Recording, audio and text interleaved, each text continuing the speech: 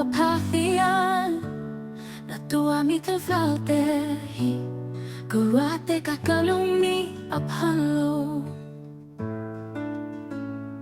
Arfi le khua-dawm le khua-rinani ki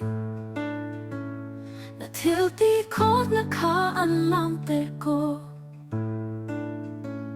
Khamhtu Bawi nangmah thangthat ko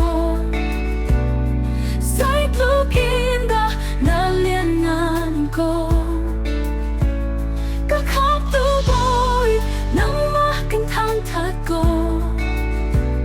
Zeitluk na lianhngan ko Fing tlang ramlak chawh tikah Thingkung Tivate theih na Tlangsang cungin vung Tivate thlizil theih na Khamhtu Bawi nangmah thangthat ko Zeitluk na lianngan ko Khamhtu Bawi nangmah thangthat ko Zeitluk na lianhngan ko Pathian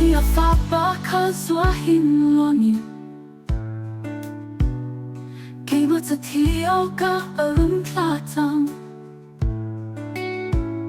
Vậy làm từng ngã cứ xua lạc khá-apori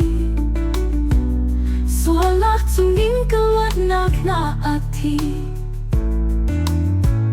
Khamhtu Bawi nangmah thangthat ko Zeitluk na lianngan ko Khamhtu Bawi nangmah thangthat ko Zeitluk na lianhngan ko Pathian suahin loin theih Tlangsang Vai lam cung na sual na apod Sual na cungin khawh-nak na Arfi Khamhtu Bawi nangmah thangthat ko Zeitluk